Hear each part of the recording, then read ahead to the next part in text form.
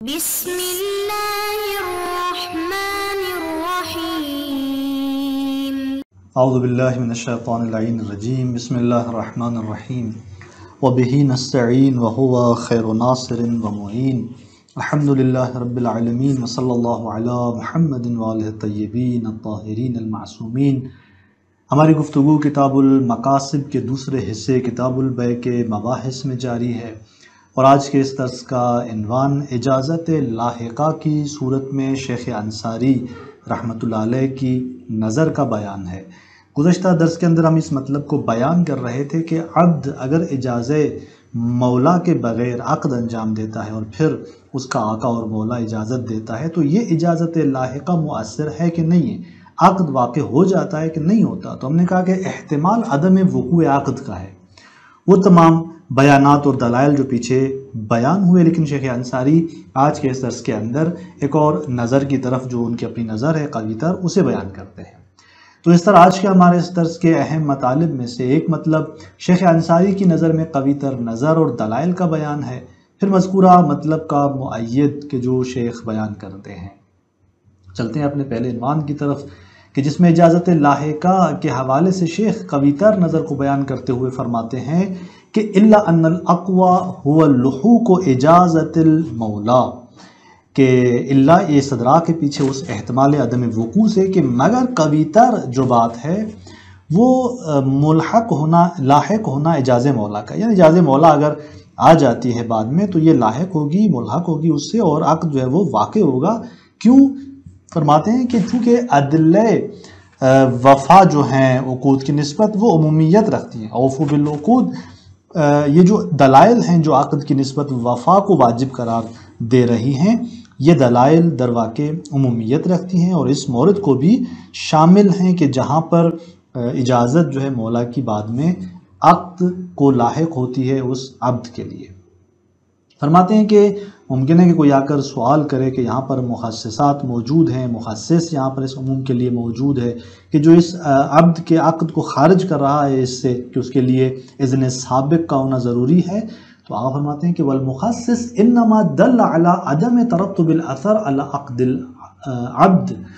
فرماتے ہیں کہ مخصص دلالت کر رہا ہے کہ اس بات پر کہ اثر مترتب نہیں ہوگا عبد کے عقد پر۔ عبد نے اگر عقد انجام دیا تو اس پر اثر کا مترتب نہ ہونا، یہ مخصص اسی عدم ترتب اثر پہ دلالت کر رہا ہے کہ من دون مدخلیت المولا، عقد عبد کے جو مولا کی مدخلیت کے بغیر ہو، مولا کی دخالت اور اذن اور اجازت کے بغیر ہو، اصلاً یعنی بالکل ہی اس میں مولا کا کردار نہ ہو، دخالت نہ ہو، سابقاً ولا لاحقاً، یعنی سابقاً ولاحقاً، یعنی مدخلیت مولا موجود نہ ہو اصلاً سابقاً، چاہے پہلے، ولاحقاً چاہے بعد، یعنی جہاں کسی بھی اعتبار سے مولا اجازت نہیں دے رہا، نہ سابقاً اجازت دی نہ لاحقاً اس کی اجازت آئی، تو یہ جو عبد کا عقد واقع ہوا ہے اس طرح سے، اس پر اثر مترتب ہونے والا نہیں ہے۔ مخصص اس طرح کے مورد کو خارج کر رہا ہے کہ جہاں پر عبد نے عقد انجام دیا اور وہاں وہ مستقل ہو کر اس نے یہ عقد انجام دیا ہو، تو اس صورت میں مخصص اسی کو خارج کر رہا ہے عموم عدل وفا سے۔ لا مدخلیت اذن ہی سابق، نہ جہاں پر ہم کہیں کہ اذن سابق ہو اس کی مدخلیت ضروری ہے، اذن سابق کی مدخلیت پر یہ دلالت نہیں کر رہا، یعنی مخصص دلالت نہیں کر رہا کہ اذن سابق مدخلیت رکھتا ہے۔ اگر سابق پہلے اذن تھا تو عبد کا عقد درست ہے، اگر نہیں تھا تو درست نہیں ہے، نہیں، مخصص اس پہ دلالت نہیں کر رہا۔ مخصص دلالت کر رہا ہے کہ عقد عبد اگر مولا کی دخالت کے بغیر ہو، چاہے سابق چاہے لاحق، وہ درست نہیں ہے، اثر اس پہ مترتب ہونے والا نہیں ہے۔ پھر فرماتے ہیں کہ ولو شک ایضاً، اگر شک کیا جائے تو وہاں پر بھی فرماتے ہیں کہ وجب الاخذ بالعموم فی مورد شک، کہ عموم کی پر عمل کرنا واجب ہے شک کے مورد میں، یعنی یہ کہ جب اجازت لاحقہ آئی تو ہم شک کرنے لگیں کہ آیا معاملہ صحیح ہے صحیح نہیں ہے، تو یہاں پہ آقا فرماتے ہیں کہ ہم عمومات کی طرف رجوع کریں گے، اور یہ در واقع یعنی تخصیص زائد کا مورد ہے کہ اس تخصیص زائد کو یہاں پر ہم رفع کر دیں گے، ختم کر دیں گے عموم کے ذریعے، کہ یہاں پر کوئی ایسی تخصیص جو ہے وجود نہیں رکھتی۔ کہ یعنی یہاں پر عموم کے ساتھ جو ہم عموم پہ جو ہم عمل کر رہے ہوتے ہیں، ایک مرتبہ اصل تخصیص میں شک ہو تو ہم عموم پر عمل کرتے ہیں، ایک مرتبہ تخصیص زائد میں واضح ہے کہ جہاں پر عبد مستقل ہو کر عقد انجام دے رہا ہے تو مخصص نے اس کو خارج کر دیا عموم سے، ہم عمل نہیں کر سکتے اس مورد میں اس عام پر۔ لیکن جہاں اجاز لاحقہ کے بارے میں شک ہو رہا ہے کہ آیا یہ مورد بھی خارج ہے، تخصیص زائد کے حوالے سے شک ہے، تو یہاں پر یعنی اس اضافی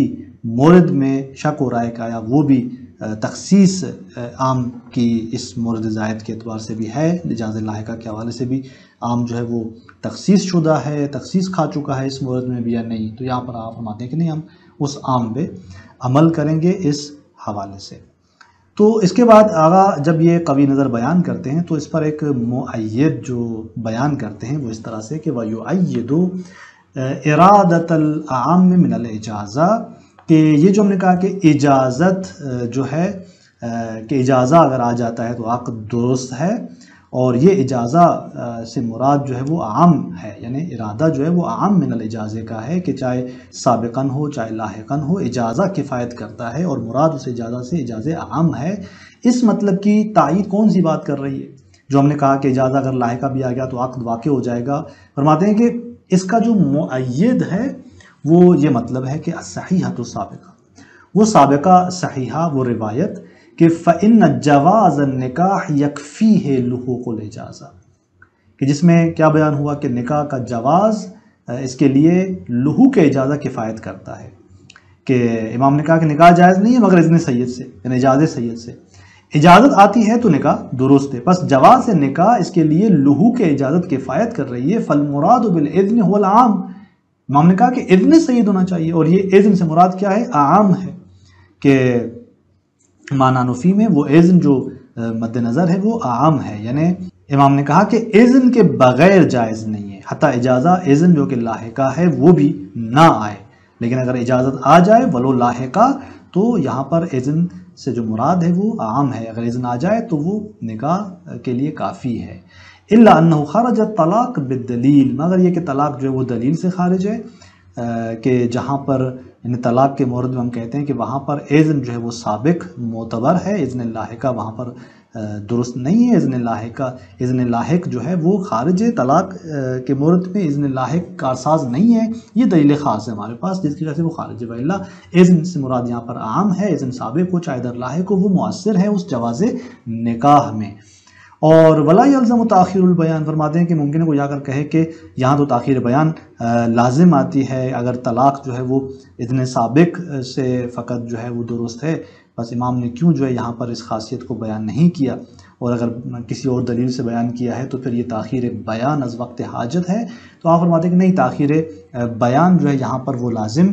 نہیں آتا۔ کیوں تاخیر بیان لازم نہیں آتا؟ خود شیخ انصاری اس کو واضح کرتے ہیں اگلی عبارت کے اندر، چونکہ امام جس مقام بیان میں ہیں وہ یہ کہ عبد کے عدم استقلالیت کو بیان کرنا ہے، کہ مولا کی مدخلیت کے بغیر وہ کوئی کام انجام نہیں دے سکتا، امام اس مطلب کے بیان کرنے میں ہے۔ لہٰذا جب کہا کہ مولا کی دخالت ضروری ہے تو یہ آیا بے اذن سابق ہو یا اجازت لاحق ہو، یعنی اس حوالے سے امام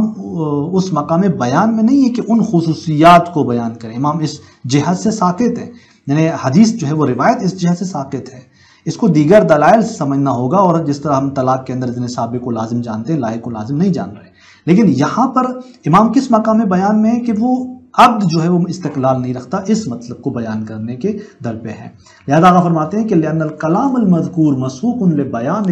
نفی استقلال العبد فی الطلاق، تاخیر بیان کیوں لازم نہیں آ رہا؟ اس لیے کہ کلام مذکور جو امام علیہ السلام کا ہے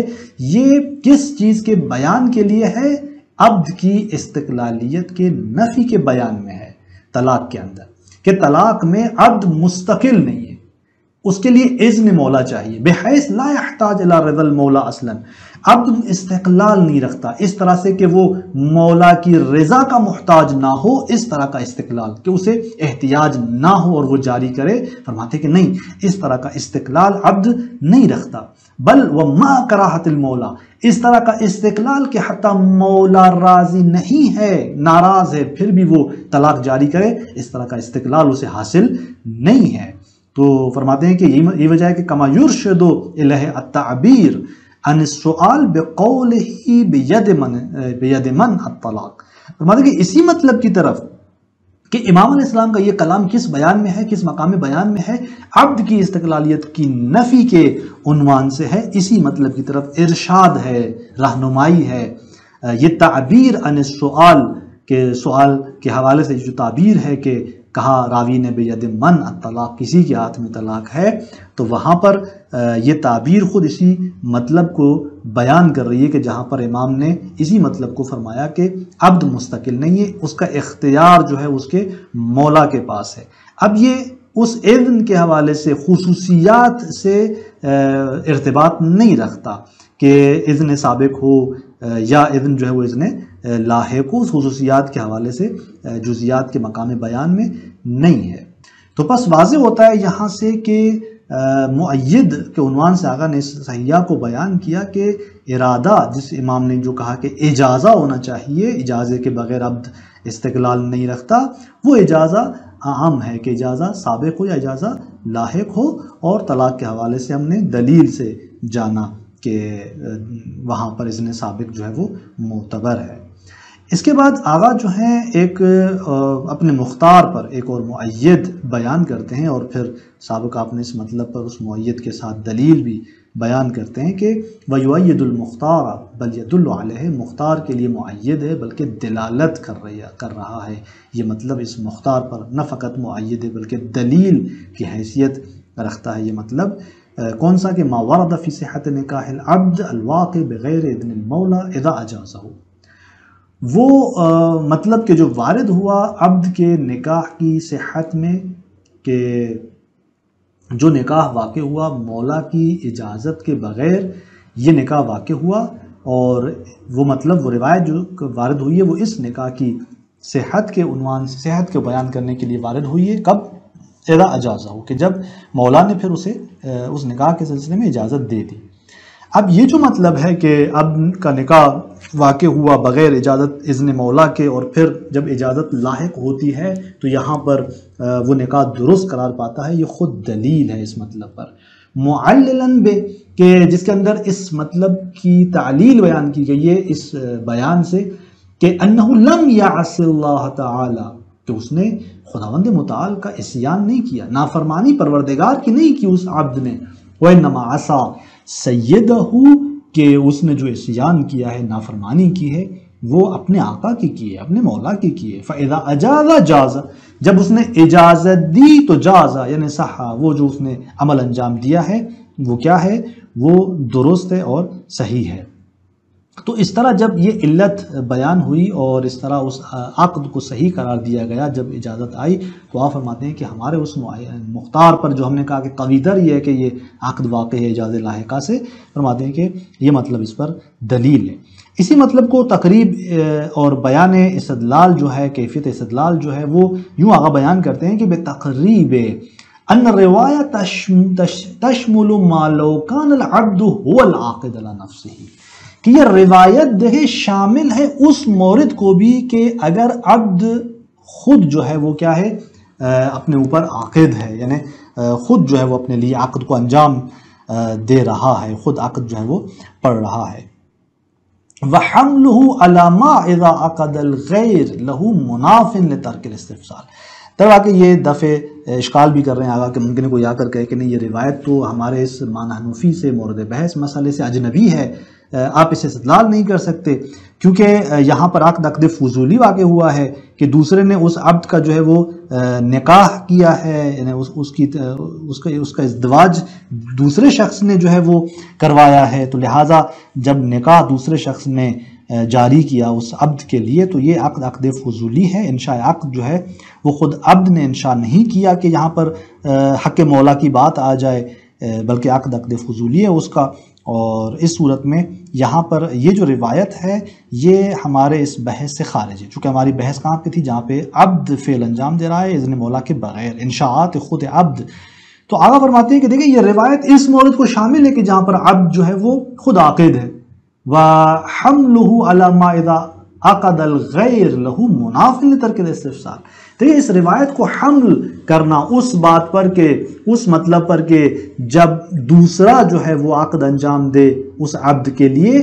یہ روایت کو اس کے لیے مخصوص کرنا اور اس پر حمل کرنا اور اسے اپنے اس مورد استدلال مورد بحث مسئلے سے اجنبی قرار دینا، مناف لترک الاستفسال، یہ ترک استفسال سے منافی ہے. یعنی امام علیہ السلام نے یہاں پر استفسال نہیں کیا. راوی نے جب سوال کیا تو امام نے استفسال نہیں کیا کہ آیا خود عبد نے عقد پڑھا تھا یا دوسرے نے عقد پڑھا تھا، فضولی تھا. یوں استفسال جو امام نہیں کر رہے اور وہ حکم بیان کر رہے ہیں کہ اگر اجازت مولا آ جائے تو عقد درست ہے، تو یہ ترک استفسال مولا کی جانب سے مفید عمومیت ہے. اور ہمارے اس معنی کو جہاں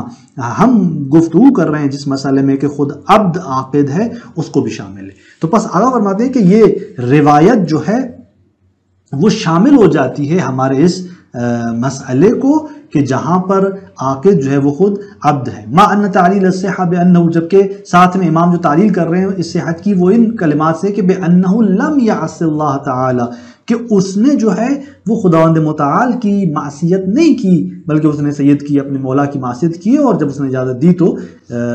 جو ہے وہ عقد صحیح ہے. ما ان تعلیل الصحہ بانہ، امام علیہ السلام کی تعلیل اس صحت کے لیے ان کلمات سے یہ کس